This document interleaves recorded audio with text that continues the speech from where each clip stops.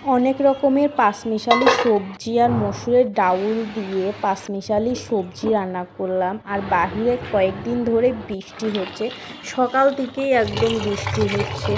পাঁচমিশালি সবজির জন্য আমি সবজিটা কেটে নিয়েছি, কয়েক রকমের সবজি আমি কেটে নিয়েছি। এর মাঝে আছে হচ্ছে বেগুন, ফুলকপি, আলু, তারপরে কচু, কুড়ি কচু, তারপরে হচ্ছে ছিম বা আনাজ যেটা বলেন ওইটা, ফুলকপি, এইগুলো দিয়েই আমি আজকে সবজিটা রান্না করব।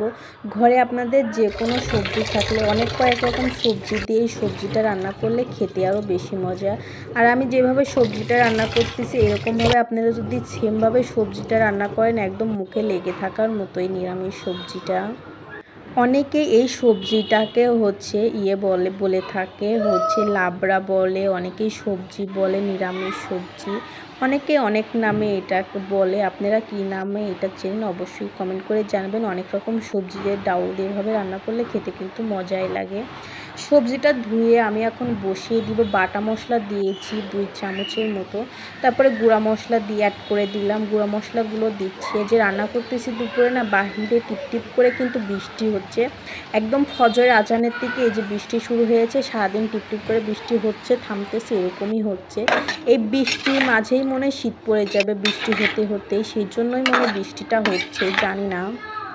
বৃষ্টিটা হচ্ছে জন্য বাসাটাও কিন্তু ঠান্ডা লাগতেছে, সেই জন্য বাচ্চাদের কিছু কাপড় চোপড় ধুয়ে দেওয়া হয়েছে। কখন ঠান্ডা পড়ে, বাচ্চা যেহেতু ছোট বাচ্চা, ওদের লাগতে পারে। আর নিরামিষ সবজিটা আমি কষিয়ে নিচ্ছি। এদিকে ভাতটাও বসিয়ে দিয়েছিলাম আগে ভাত বসিয়ে দিয়েই সবজিটা কুটে বেছে নিলাম। যেহেতু শনিবার, আজকে হচ্ছে শুক্র শনিবার ছুটি থাকে, এই 2 দিনে একটু দেরি করে ঘুম থেকে ওঠা হয়, রান্নাবান্নাও দেরি হয়ে যায়।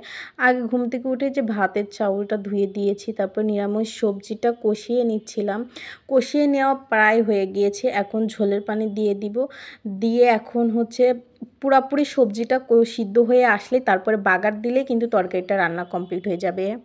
আর এই সবজিটাতে আপনারা যত কয়েক রকমের সবজি দিবেন অত খেতে টেস্ট বেশি, মানে কয়েক রকমের আইটেমের সবজি দিয়ে এটা রান্না করলে বেশি মজা লাগে এই সবজিটা খেতে। আর এই যে সবজিটা সিদ্ধ হয়ে গিয়েছে, নামিয়ে নেওয়ার পরে এখন বাগার দেওয়ার জন্য পেঁয়াজ, তারপরে হচ্ছে কাঁচামরিচ, তেজপাতা, এগুলো ভেজে নেওয়ার পরই তারপরে এই পাঁচফোড়ন দিলাম। পাঁচফোড়ন আর জিরা, এইটার জন্যই এই নিরামিষ সবজিটা বেশি মজা লাগে এই পাঁচফোড়ন দিলে।